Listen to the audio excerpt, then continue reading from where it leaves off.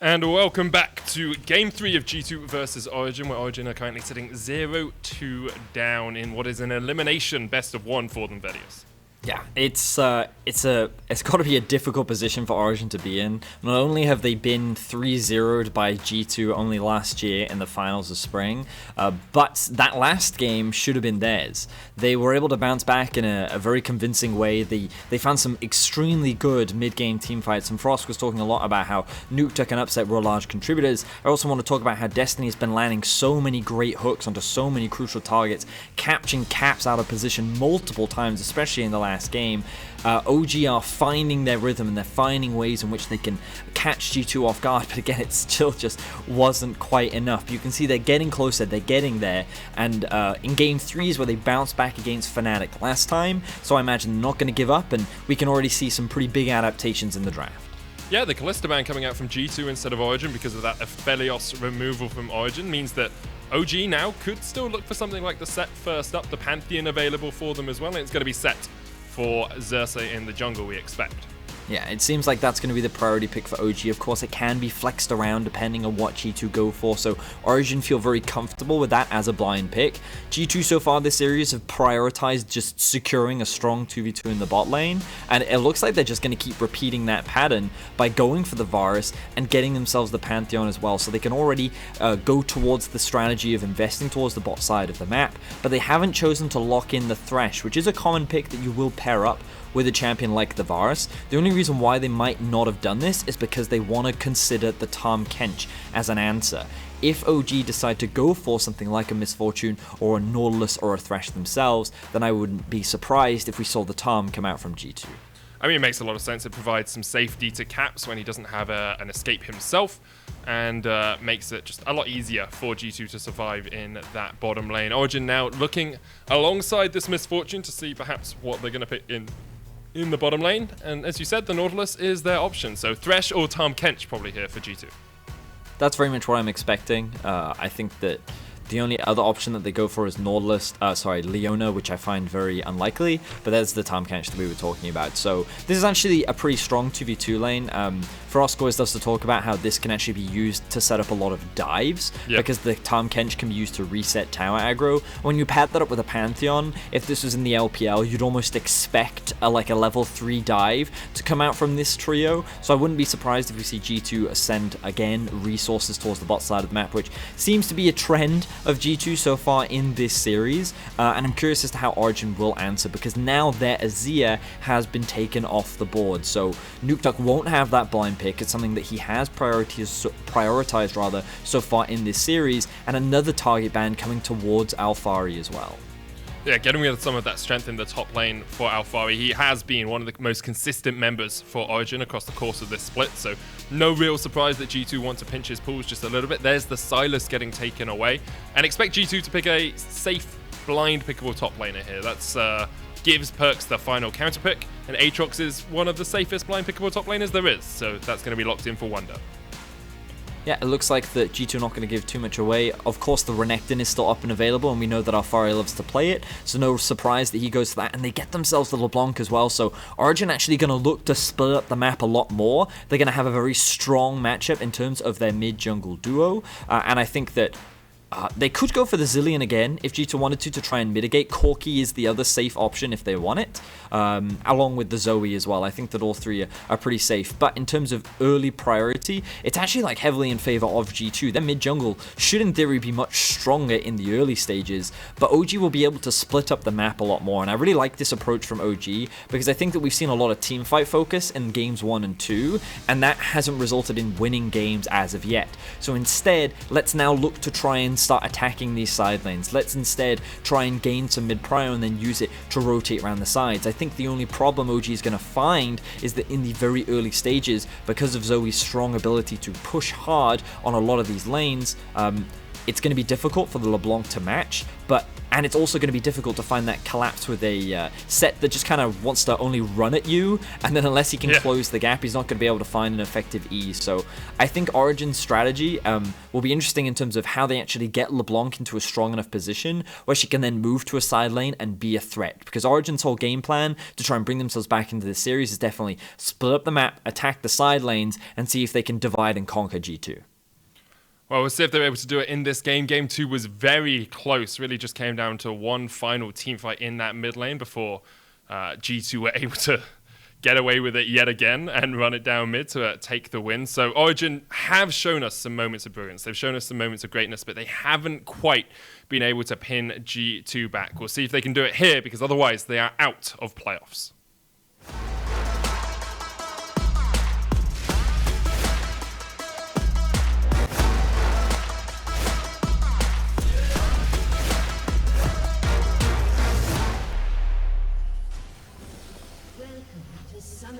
And on to Summoner's Rift we go for what could be the final game of this series and the final game of Origen's Spring Split. No real surprises at level 1. Everyone seems to just be lining up along the middle of the map. And no deep wards, which is always very important, because last game, of course, we saw Jankos and Xerxe meet down towards the bottom lane very early on.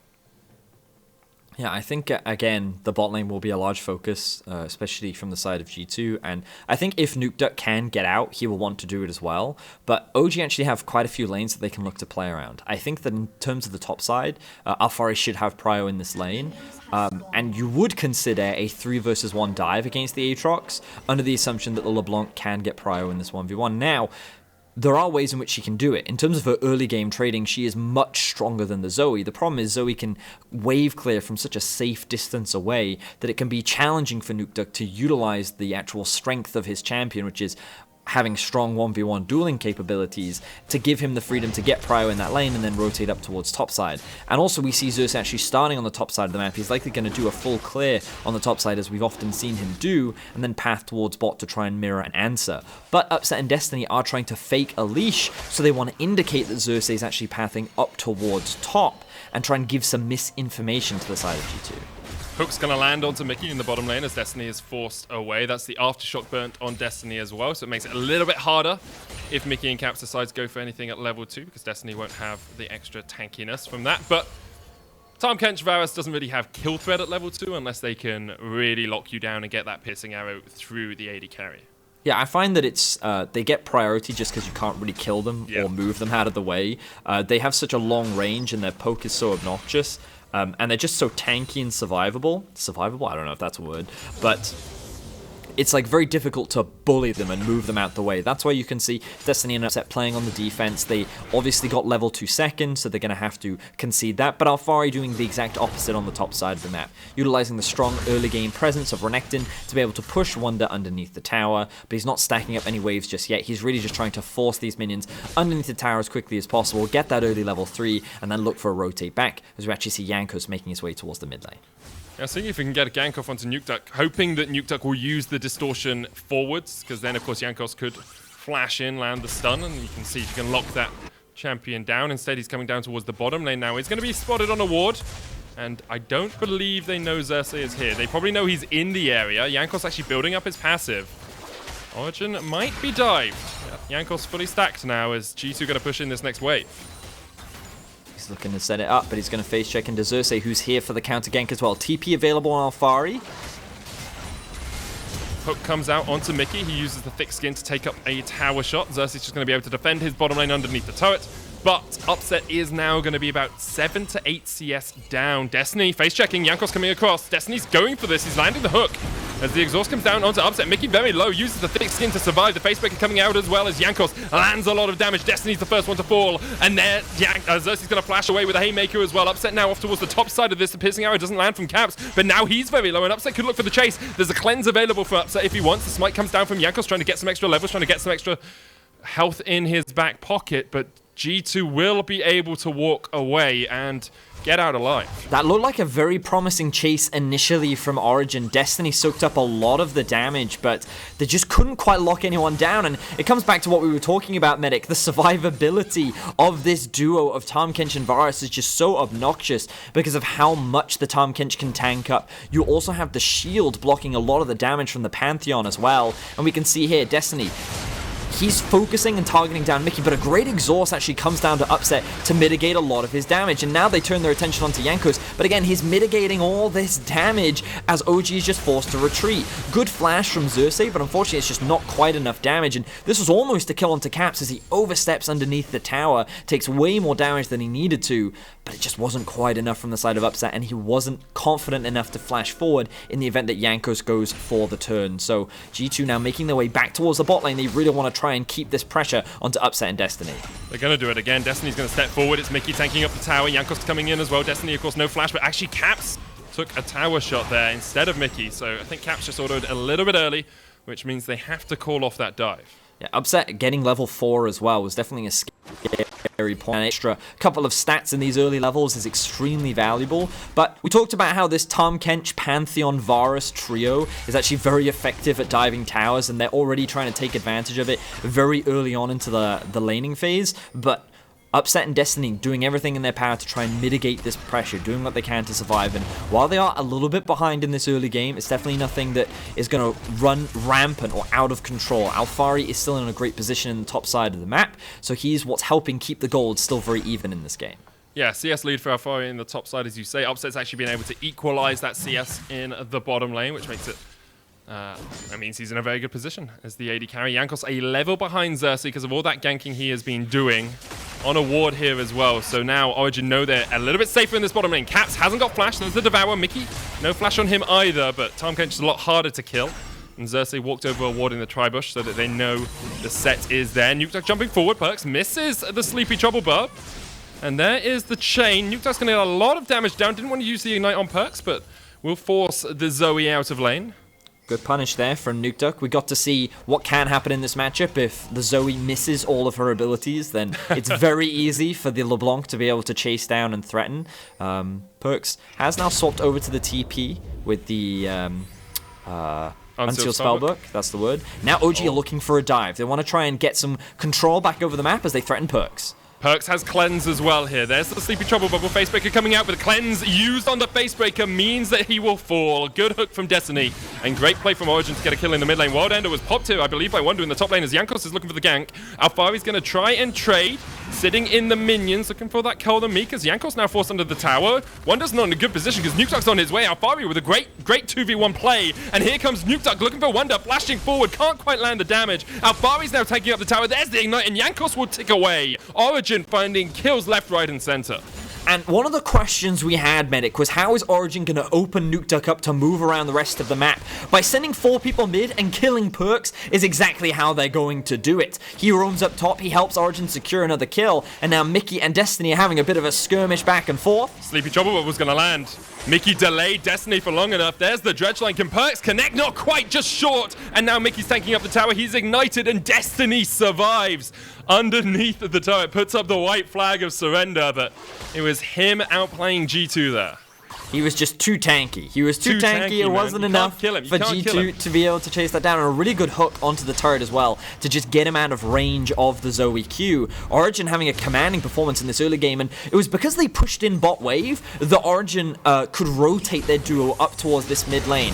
Very early cleanse coming out from PERKZ to try and remove the CC, but the follow-up chain CC from the LeBlanc and the Nautilus was more than enough, and you can see Alphari really winning out on this 2 versus 1 here, and he's just buying time for Nukeduck to join the fray. He flashes out of the way of that second proc of the Q from Wunder, and then he turns his attention over to Jankos. The ultimate proc into the Ignite with the Q is enough to kill the level 4 Jankos, and now this Pantheon, who's been heavily investing in ganks, is falling further and further behind as Origen control the early game.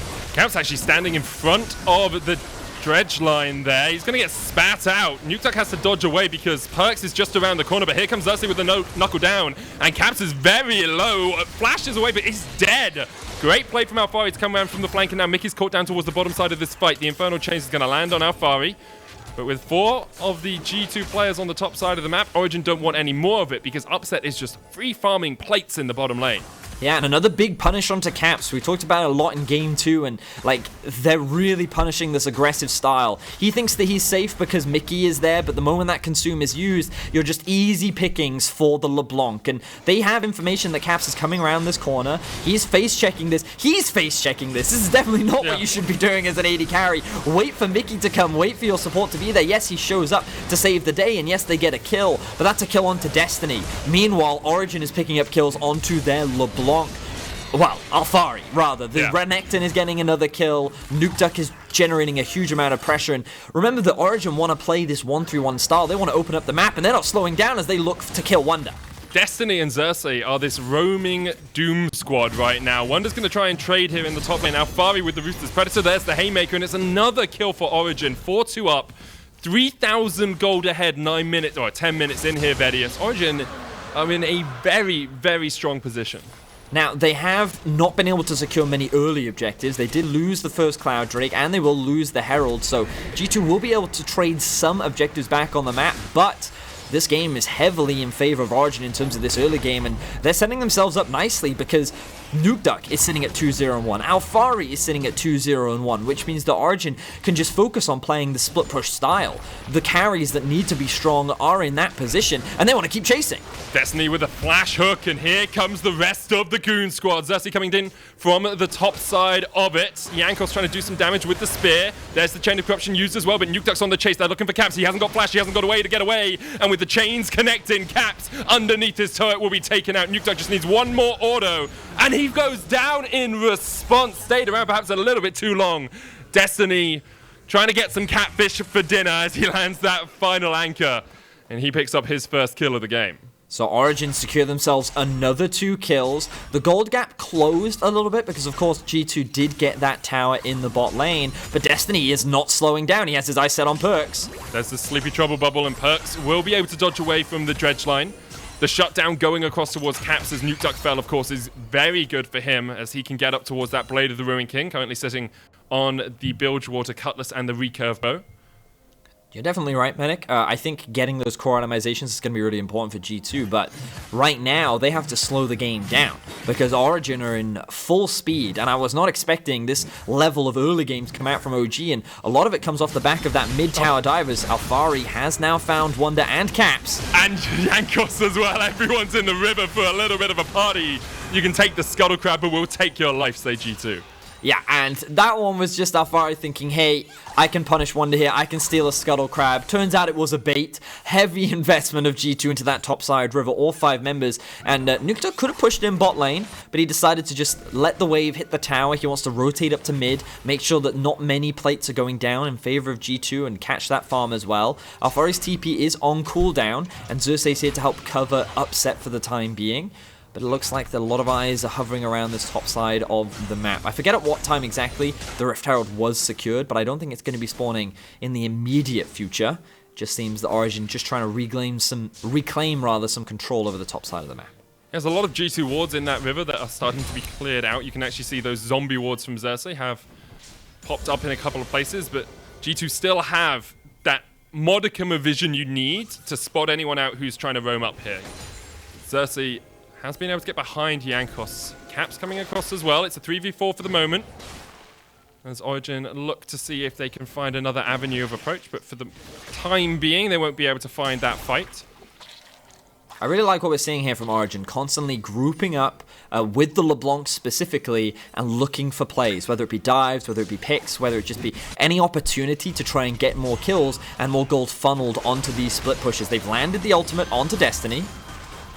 Destiny's going to pop the stopwatch. Jankos fighting Xerxe down towards the bottom side of this. Upset trying to open up, but Mickey's still very tanky. PERKZ has the exhaust, so Nukeduck really can't do too much to him. Another spear doesn't quite connect on Xerxe. And G2 are slowly chipping away at the Origen health bars. Not able to get too much out of it. Do want to bring attention to the fact that Caps is 30 CS down on this Varus. Upset has managed to farm up pretty effectively, but those 3 kills is definitely going to mitigate some of that gold gap from the CS.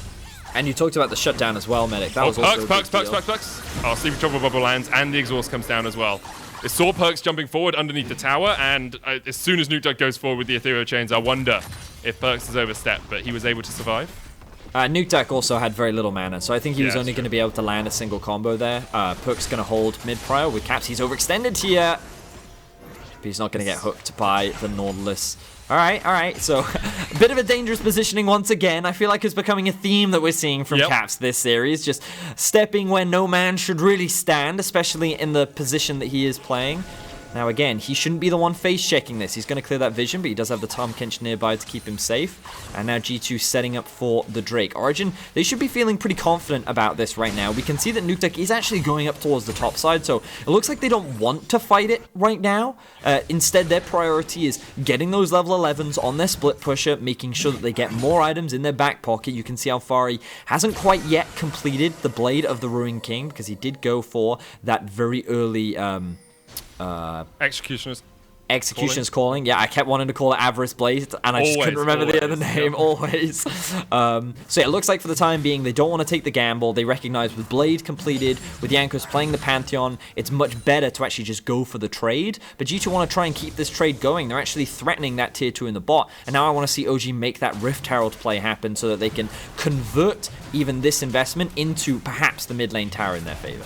Yeah, it looks like that's what Xerxe started up by himself. Upset's just going to catch the wave in the mid lane as the dragon goes down. Second of the game, that's the mountain.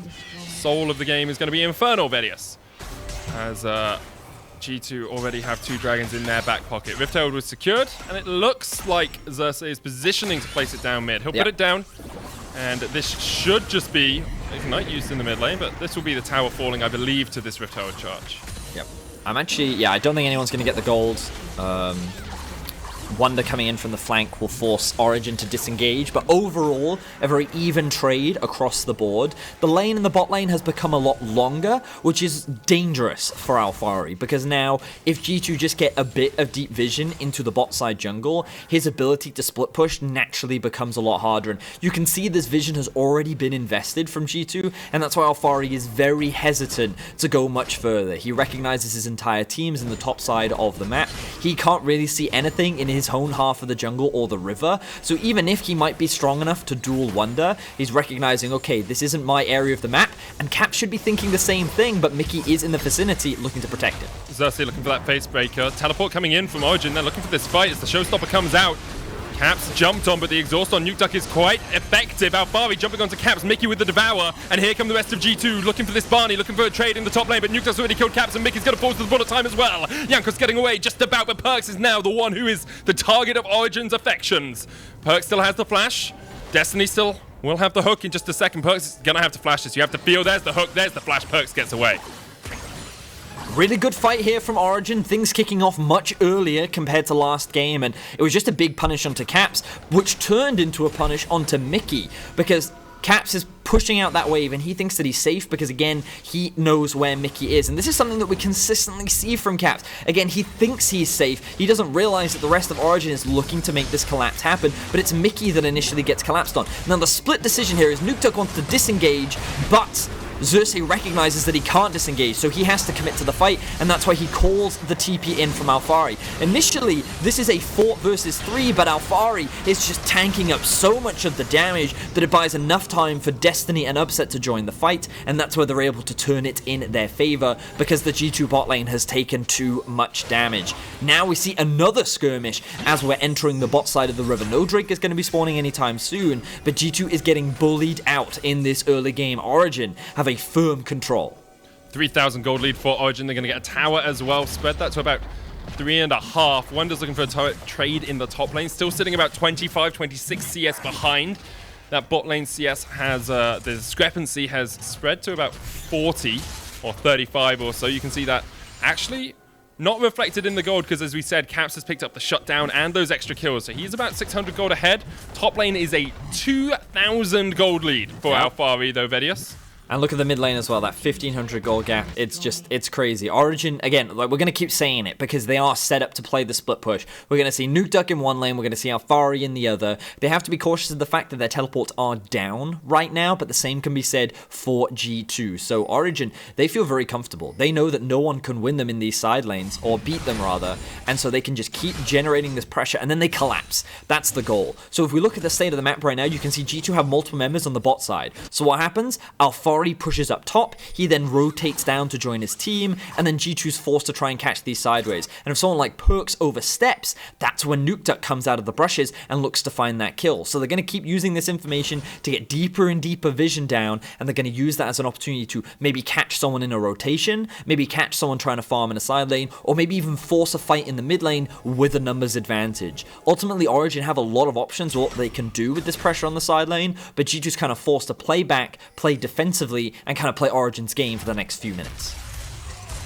Origen going to clear out the vision down towards the bottom side. PERKZ trying to land the sleepy trouble bubble onto Destiny. Can't quite connect, and now Destiny has a good flank position off. Alphari coming in. Xerxe with the Predator, looking for the hunt, looking for the chase. Can't quite find it. And G2, as you can see, they're making forays. They're looking for that pick. They're looking for a catch. Origen are quick to react, and as soon as Origen numbers get into the fight, G2 just swiftly back away. Yep, and now Origen is in control of the Infernal Drake.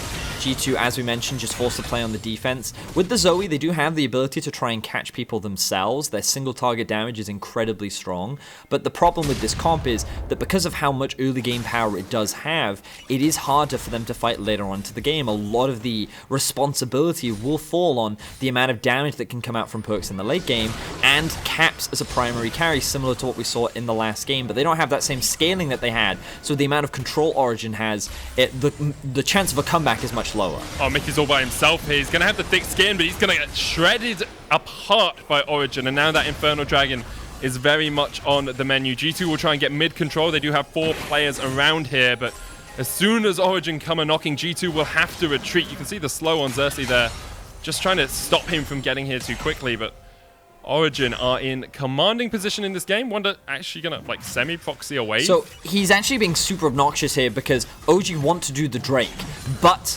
G2 are trying to trade that Drake for a mid-tier 1. So Wunder, by taking this wave, makes it harder for OG to actually defend this tower, and it draws their pressure away while Alphari is soloing the Drake. And look, someone's getting caught out. Chain of Corruption used on Destiny alongside the Sleepy Trouble Bubble means that's one dead. Wunder was able to escape having to burn his flash and the World Ender, but the Dragon is taken just by Alphari. The chase is on for G2. PERKZ trying to find the connections, trying to find his mark, can't quite land it onto Nukeduck, does land the sleep though onto Alphari, and there's no tower here, remember. The Paddle Star coming back from PERKZ, hits onto Alphari, just at the edge of the hitbox, and Alphari will go down. That Crocodile is now a handbag for someone, as G2 find 2 picks and are able to force Origen out of their jungle. Such a clever play from Wunder. The fact that he went behind and drew tower aggro, he kind of played on the minds of Origen, where he knew what they wanted to do, but Origen got too greedy. They wanted their mid lane tower and they wanted the Drake, but the reality is they couldn't have both. They got so distracted by what Wunder was doing that they end up losing the mid tier 1, and they end up losing, I think it was 2 kills off the back of that as well. So they give G2 that small edge back. They give them a little bit more map control. And while Origen do secure their first Drake of the game, G2 are demonstrating how obnoxious they can be even when at a deficit. Yeah, we've talked about it so many times. Like PERKZ last year when they were playing up against Fnatic said, like, yes, we might lose the game, but let's make them sweat for it. And that just seems to be the G2 mentality. It's like, we're just going to make it as hard as possible to beat us whenever we can. And right now, Origen, although they are in the driver's seat of the game, well, across the last 3 games, they've noticed it's pretty difficult to beat G2. You have to make the most of every single opportunity. But I do think that Origen have progressively gotten better as the series have gone on. I think it was a similar story when they played against a Fnatic as well, where in Game 3 is where they were able to get that big win. It was hard fought for sure, but they were able to secure it. And I think we're now starting to see that here, where Origen, they had a very confident early game. It seemed that they tracked and read what G2 wanted to do very well, and they punished it, while also being incredibly aggressive themselves. A lot of the credit needs to go to Destiny. The way in which he moved around the map and the way in which he worked with Xerxe opened up the options for Nukeduck to start roaming around and getting advantages. But now the game is kind of slowed down, and Origen can't afford for that to happen. I think that they need to keep attacking these side lanes, they need to keep getting control, and they need to keep looking for picks, because if they don't get that deep vision in the enemy jungle, it's going to be harder for their comp to be able to come into fruition. And G2 can just continue to ramp up, continue to scale, and rely on the late game power of things like Zoe and Varus to try and bring them back into the game later on.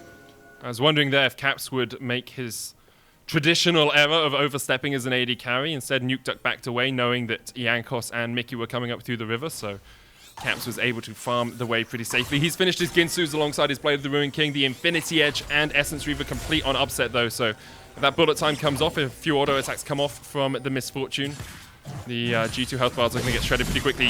1v1 in the bottom lane. Alphari winning out early on. The Blade of the Ruined King coming out as well, and Wunder really doesn't have anywhere to go. The Infernal Chains isn't going to connect. Wunder will dash across the wall, but Alphari's on the chase. That Dominus is ticking Wunder down. Alphari slices and dices up Wunder. And that's exactly what you want to see. Alphari smashing Wunder in a side lane. We talked about how this Aatrox is not going to be able to match this Renekton in the 1v1, especially with the Blade of the Ruined King and Black Cleaver completed. And while it did cost Alphari his flash, he's now generating so much pressure in this bot lane. But Origen need to do something with it. They need to get deep vision. They need to get control over something. And right now they're not converting it into anything. So Alphari's flash may end up just going to waste here, as Origen are not really, like, they do have pretty solid vision. I guess they can use this as an opportunity to reset and pick up some more control wards, and then I kind of want to see them getting deeper vision medic. I want to see them investing more into forcing G2 to play more defensively, because G2 have a little bit too much freedom right now, considering the deficit that they're at. I wonder, like, Origen tend to be a team that have it feels like they have a textbook of how they're going to play League of Legends. They do things step by step, and it's like, okay, this is our next step. This is the next thing we want to do. This is how we want to set up for it. And I wonder if Origen just didn't have a play they wanted to enact right there. As you say, like the Baron was probably a risky call. They didn't really have the setup for it. Yeah, they were never going to try and force the Baron, right? But I didn't get to see the map state at the moment at which he died, so maybe there weren't actually any opportunities for them. But that's kind of what we want to be seeing from them, trying to get that deeper vision in, as we do see G2 now grouping in mid, looking for Xerxe. There's a flank. Upset and Destiny could come in from the top side of this. Now, the Dragon is up relatively soon. Alphari just matches PERKZ. The Klein's coming out. There's a Sleepy Trouble bubble, but the Dominus popped. That Crocodile won't take too much damage. Jeremy Corruption coming in as well as Mikyx tries to join the fight, and Jankos and Caps have taken down Alphari. It was a great pick there from G2, and Origen have to walk back towards the mid lane. This is going to be the third Dragon of the game for G2 if they take it. It's pretty easy secure, because Origen don't tend to want to take the fights where they're at a numbers disadvantage. It's like Origen should be the one finding these picks, yet G2 are. G2's the one that catches Alphari out of position. It's G2 that catches Xerxe just sitting in the mid lane as the Origen duo is pushing out top. I feel like these lane assignments, let's kind of look at the map state right now. So we can see that the duo pushes in top, and right now they should be looking to either get some deep vision in towards top side, but Alphari kind of goes into PERKZ thinking he can catch him out, but then G2 is able to turn this around in their favor, and you can see the chain CC comes through, and the single target damage that we were talking about, G2 is able to utilize it there as they find a very quick pick, and they convert that into their third Drake of the game. So, like, it's a problem we're consistently seeing with Origen, where whenever they're in a position of power, they almost seem afraid to push it too much. They seem afraid, or like they're not entirely sure what they want to do with it, and it's giving too much room for G2 to kind of do what they want. And even after OG having such a massive advantage in the early game, they were like 4K gold ahead. G2 have now been able to equalize that. And look, the Zoe now has the Void Staff completed. The Varus is at 3 items now. Things are just so much more comfortable and confident for G2, and they can just wait out for the next Drake. Play for the Drake Soul. They've had good early Drake control thanks to the Pantheon, and it just feels like G2 have been playing the map much more better, and I mean, kind of just utilizing the free time that they've been given against Origen. And I can't blame Origen if they are hesitant, if they're reticent to make a big play, because we saw in the last game, there were a couple of moments that Origen did step up. They did go for team fights. And then in the end, it all backfired on them anyway, because Caps on the Aphelios was just able to get the shurikens out and was just able to find the picks, find the kills. So, it's like, and this is the thing, right? You try and get some side lane pressure on, and then suddenly from nowhere, a paddle star just hits you and you're half HP. And all it takes is a couple of those for G2 to be able to win out the fight. Good flash there from Destiny, forcing PERKZ' flash out. But look at the damage it takes in return. Nukeduck coming in. PERKZ gobbled up in the Devour. He's sitting in the belly for a long time. The stopwatch is used, but the bullet time will take him out. And that's 2 good picks for Origen. And now you can see the flank position from Alphari. And that's Caps down. This is a great fight for Origen. They find 3. No one dies, and they can turn back towards the Baron. And we finally get to see the play that we've been talking about for so long. Origen actually get deep into the jungle of G2. They find a massive pick onto PERKZ, and now they'll be able to convert this into a Baron. There's no minion waves that G2 can look to punish. The best they can get is stealing away a couple of camps, and Origen now has a firm grasp over this game. Fantastic pick on the side of OG, and now G2 is down a Baron. Origen with a superb pick, because it all started with PERKZ chunking Nukeduck out. Yeah, so we can see here, flash in from Destiny. He's not able to land the hook, but he trades the flash. He then throws the ultimate out as PERKZ tries to re-engage, which then costs him so much because Mikyx is on the front line, does have the flash available, but he's sitting inside this bullet time, which ends up just obliterating him, perhaps deciding not worth using the flash. Caps ends up getting dropped because of a great flank from Alphari, and then OG are able to just pick apart G2. So now with the Baron buff, they want to keep this pressure up. They want to be attacking all 3 lanes. And Upset needs to be careful sitting in the mid lane alone. There is the risk of a flank, but he's level 16 medic. He has been farming up a storm, and while yes, Caps has hit 3 items, you can see that Upset is the same. He is very strong, and is going to be one of the primary carries for Origen as they now look to break into the base of G2. And Origen have set up this 1-3-1 with Alphari being stronger than Wunder, with Nukeduck being stronger than PERKZ in the pure 1v1s. You can see what Origen are trying to do. Create pressure in 3 different lanes and force G2 to split across the map. But right now, it's PERKZ matching Alphari in the top lane. Alphari does have some magic resist, so should be able to mitigate some of the damage that comes out from PERKZ. Whereas Nukeduck's actually free just to auto-attack on this turret. G2 not defending 3 lanes at the moment, only going for 2. I mean, I like what OG's doing, splitting apart the map. G2 is being spread thin, which their comp is not optimized for. Zoe doesn't have the greatest wave clear, especially against Baron. When she can freely kind of hit these minions when she has time to set up her Pal Stars, then yes, she can push these waves. But against these Baron-empowered minions, which have that extra bit of magic resistance, like she doesn't have the same effective wave clear. You're very reliant on the Varus. As you can see, PERKZ actually gets chunked out, and the minions are just bullying him back right now as G2 is being forced further and further back into their base. Caps clears out a wave in the bottom lane. Now is going to join the party as the bullet time comes out from Upset. Clears out all of the minions that were pushing up. Tries to get some damage onto PERKZ as well as he's down, limping back towards the fountain. That's 3 towers for Origen as they take all of those tier 2s. A 6,000 gold lead for them now as they are trying to strike back against G2 in this elimination series.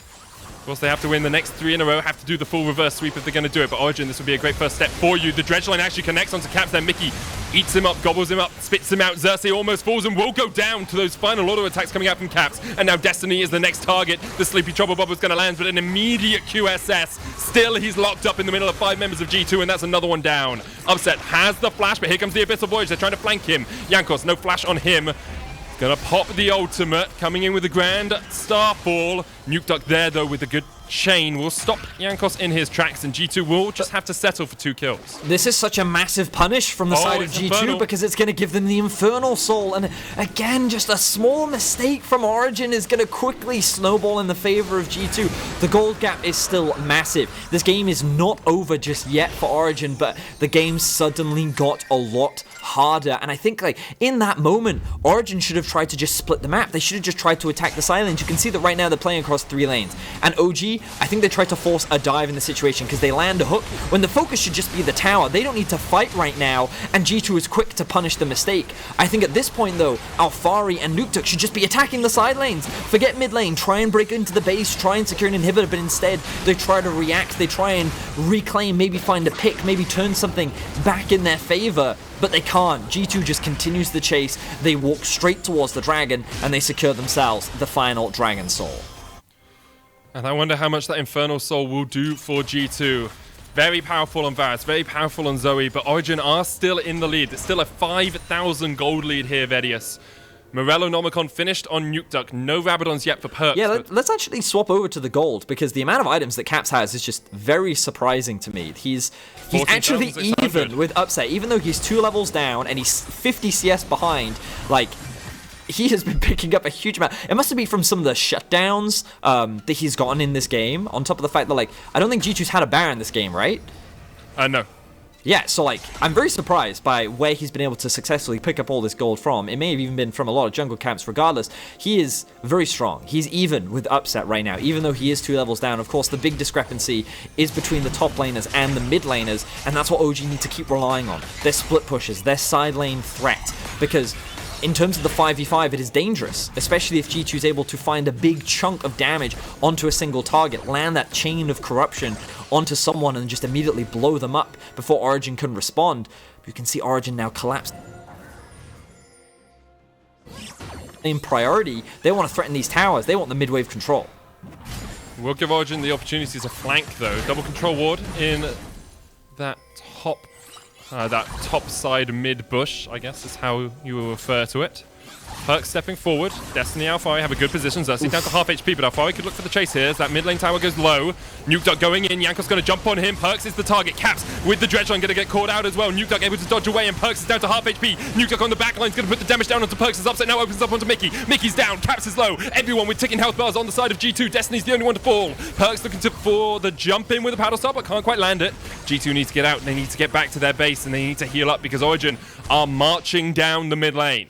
Yeah, even though Destiny dies. Blast cone. Ooh, good blast cone there from G2. They're on the run right now. Origen is looking to chase Nukeduck. Cap's going to try and trade it. He can't do it. Alphari flashing forward, looking for the slice and dice. Can't quite land it, but Alphari should be able to get one more auto attack in here. Cap's trying to heal up as much as he can, but with the cold and meek, Alphari will take the shutdown. And Destiny back up in 8 seconds, still 50 before Caps returns to the Rift. Well, let's see what OG can get off the back of this, because while it is a great team fight, they need to convert it into something. But there's nothing on the map for them to convert it for. They weren't playing towards the Baron side. I think they got a little too greedy for the kills. And now they're just going to have to reset. So again, like they relieve the pressure from G2 that they were pushing in mid lane. They find another good fight. And they go to show that in a straight up 5v5, G2 isn't quite a match for them, especially if Nukeduck can find another great flank like that. But they need to convert it into something significant. If they don't take an inhibitor down, if they can't get another Baron, G2 is still very in this game, and they're just going to be given another opportunity to teamfight. But with Cap still dead, they have their eyes set on the Baron. Let's see if Jankos can get the steal. Control ward means that G2 know this is happening. Jankos doesn't have flash, doesn't have a blast cone, doesn't have a way into this fight. Caps is going to be gobbled up and eaten with the Abyssal Voyage to come into this fight. Xerxe down to half HP. Here comes the Abyssal Voyage, but Wunder's already stepped forward. There's the bullet time as well. I believe it actually stole away the red buff. No, Caps has got it. And the Baron has been stopped. G2 still pressing forward. They forced Origen away from the Baron, but will they do it themselves? Wunder does have teleport. Oh, they're not going to do it. Okay. I mean, They could have considered it because Xerxe was quite low, but with Alphari still having the teleport, of course, it's always going to be a risk. But you can see how Origen still very afraid of the pokes that comes out from someone like PERKZ. He's now level 17 with the death cap all completed. The damage from him is nothing to laugh at, especially when you stack that with the Infernal Soul too.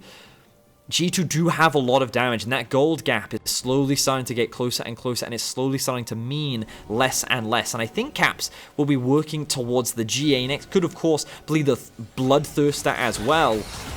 But G2 still staying relevant in this game. OG in a very strong position, still have primary control. Elder is going to be spawning in about a minute's time. Let's see how things play out as both teams starting to group a lot more now. Looks like it's going to be full 5v5s from here on out. Nukeduck perhaps looking for Wunder on the backside of this, but Jankos is there to act as a bodyguard. Destiny stepping forward. There's the hook onto Mikyx. Destiny pops the gargoyles. He's already down. He's already dead. Sleepy Trouble Bubble's going to land on Xerxe as well, but he uses the showstopper. Mikyx's going to fall as well, and the bullet time opens up. Caps is all by himself. Doesn't have Mikyx to protect him, and Alphari takes the double. 7-3-3 now on this crocodile. And Origen will turn towards the Baron. Jankos does have the ult to get back towards this. Wunder, as you said, with the teleport can rejoin the fray if he needs to, but at the moment Alphari is doing absolute work in these teamfights. PERKZ with the paddle start, Upset stepping forward towards him. Origen has started up the Baron. Jankos is on his way to join the fray. Remember, Jankos also has the ultimate. That's how he can get into the pit, and PERKZ gets collapsed on. Oh, PERKZ jumps forward, dashes back straight into his death, and now Wunder's taken out for the double kill. Origen, this should be an easy enough Baron for them. They can take the Elder off the back of it too. They played it slow, they took their time. Yes, they got forced off the Baron quite a few times, but finally it all comes together for Origen. PERKZ oversteps just once, and that's enough for both Alphari and Nukeduck to dive on top of him and secure the Baron buff. This will, of course, mean that Destiny also gets it, and he's in a position to run straight towards the Elder, which means that G2 cannot steal this one away. Quick reset coming out from Xerxe. He's going to spend his gold as Mikyx, he looked like he's going to get collapsed. He's got flash, but is he actually going to be able to get away from this? Because Destiny with the depth charge into Dredge Line connects. And Mikyx falls once again. It's his 7th death of the game, and I think Origen have found a winning formula. Of the 20 kills in this game, 13 of them have been towards that bottom lane. G2, well, Caps and Mikyx having a struggle of a match, and Origen finding the place that they want to target.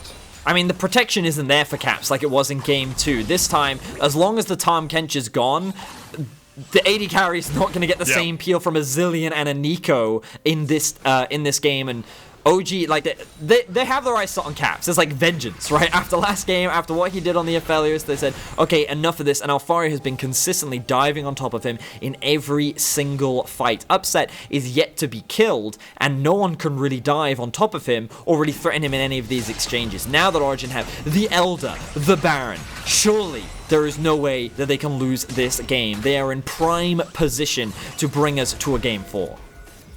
Looking for the push in the mid lane. Alphari isn't here, but does have the teleport. Jankos going to get locked up with the chains. Actually just able to get away, but Caps is already chunked down below half HP, or just thereabouts. PERKZ has the redemption, but almost gets taken out on the backswing. Bullet time coming out as well, and Nukeduck just kills PERKZ with the help of Upset. And now with the teleport coming in, Origen are looking to take their first game in this series. Dredge Line just about goes wide, but there's the depth charge. Alphari fighting against 3 up towards the top side. Caps cleanses QSS's, tries to get away, but there's no escaping Nukeduck when he is playing this LeBlanc. It's a double for him, 2 for Upset, and Origen will get their first game in this series. The do-or-die match, backs against the wall. Origen are able to come back into this series, and in a convincing fashion as well. The early game was clean. They were able to punish a lot of the plays that G2 wanted to make, and I love that rotation to the mid lane to kill PERKZ, to open up the map for Nukeduck. He then had the freedom to roam, and what does he do? Immediately goes top lane, immediately gets a kill. The moment Nukeduck had the opportunity to start playing was when we start to see Nukeduck and Alphari unlocked, and it really became the game where they just had so much control, and huge props to Destiny as well for setting up a lot of these plays. Now we really do have a series on our hands, Medic, as we go into Game 4. That we do, Vedius. Origen are on their way towards a reverse sweep, so let's see if they can force a Game 5 after this.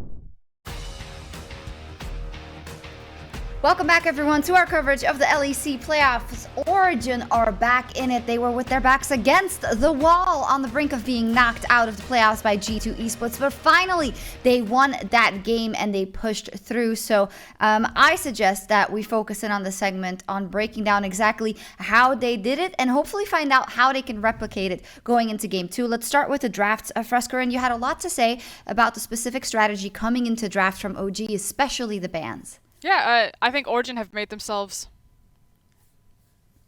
I got it this time. Got it.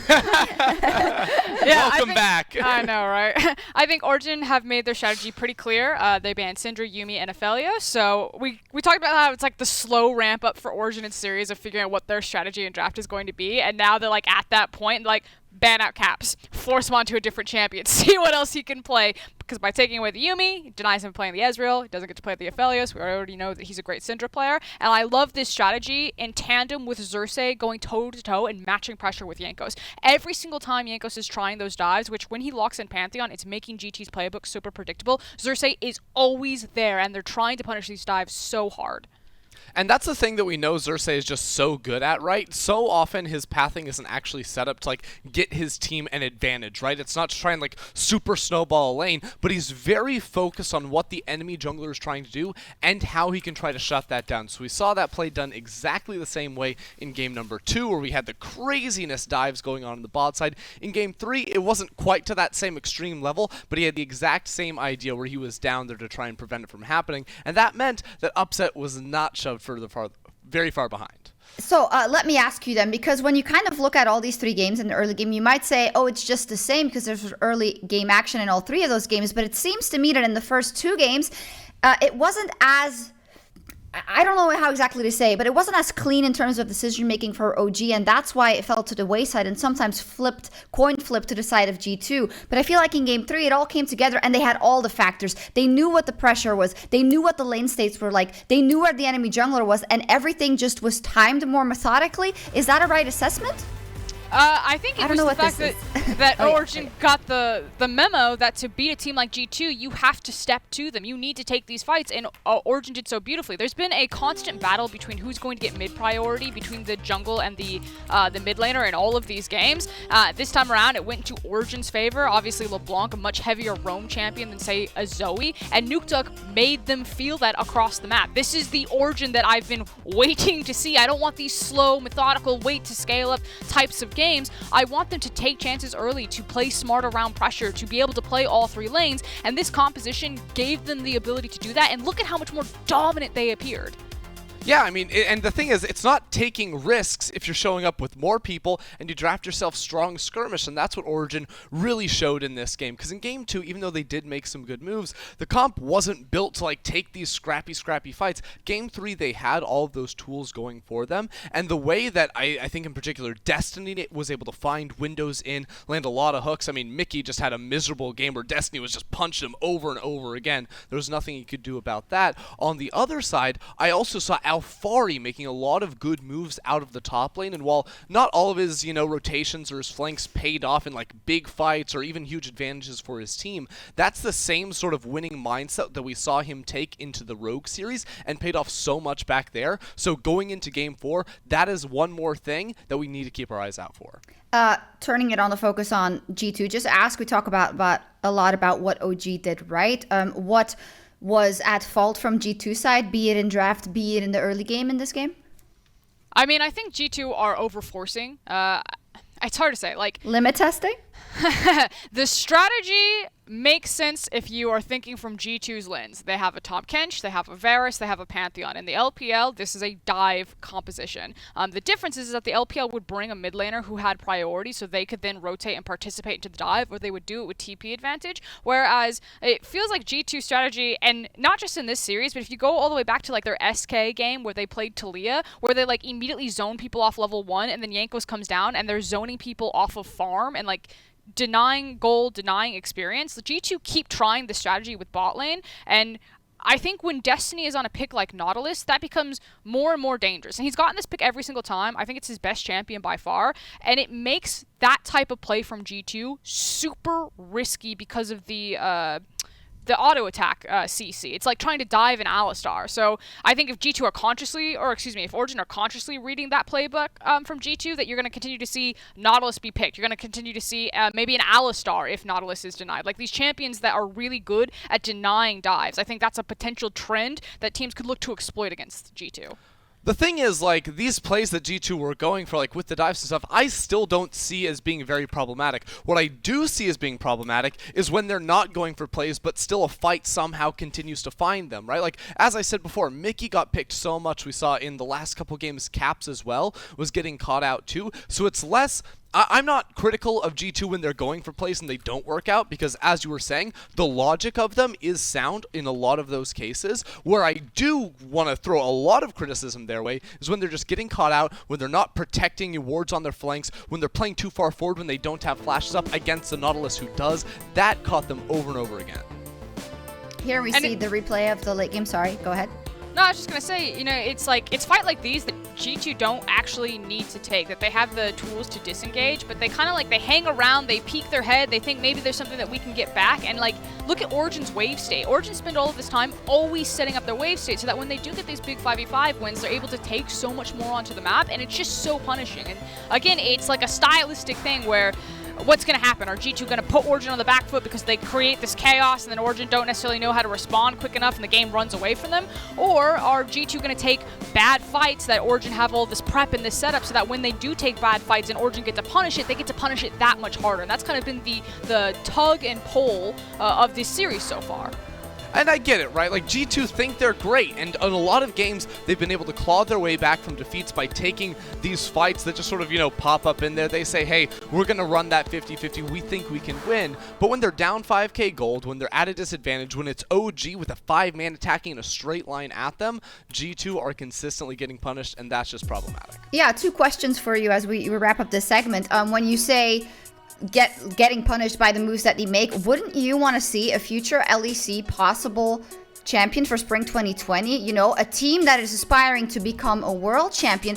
Don't you want to see them winning these games cleanly? If it's so evident that they can, but they're just making mistakes apparently. Like, I just don't see the logic. It's what do you value more? And there technically isn't a right answer. It's actually just opinionated. Do you value playing hyper defensive, very controlled, very like 100% guaranteed play where you then wait for your opponent to make mistakes and you capitalize them? Or do you value playing hyper aggressive, forcing mistakes and then capitalizing on them? Because that's Origen's playstyle and that's G2's playstyle, and that's what's happening in this series. Yeah, it's awesome. It's awesome to see how they are matching up against each other, and it's showing, because it is a 2-in-1, that both are viable, right? So just to button this up in terms of OG, they are not completely up yet, right? They still have to win a game if they want to force that game 5. Ender, summarize it to me. I heard ban out Caps. I heard force in the early game, but take the right trades in the early game and push your advantage. Yeah, so they don't need to force in the early game necessarily, but Xerxe needs to control Jankos, which he's done a decent job of. And then moving out of that, make sure you're the ones controlling side waves, getting into the enemy jungle, finding these rotations so you can get picks inside there. Because we saw that in Game 3, we saw that in the series against Rogue. When OG are the team that's pouncing, they're looking good. I do want to say, though, that G2 picked red side, and I thought for certain that they were going to go towards blue side, because I thought they were going to change it bans. Because right now they've been hamstrung into banning Senna and Gragas every game, and then it kind of is a rotating chair between Set and Kalista. Moving on to blue side, they could maybe drop some of those bans, particularly the Kalista one, and I was like, okay, they're going to grab some sort of big priority pick, and they're going to run away with blue side. By going red side, it tells me, and this is just a guess, that they probably went to the backstage, and someone like PERKZ is like, stay red side, get me the counter pick. Like, I'm going to get teeth this game, I'm going to get agency, and I'm going to control everything. And that's what I think is about to happen. They stayed red side, they're going to make sure that they get a counter pick for PERKZ, and that he's going to try to hard carry. Okay, let's see. I wish we had more time to talk about it. Incredibly interesting so far, but Origen are still fighting to stay alive in the spring playoffs. Let's see if they can push us to Silver Scrapes when we come back.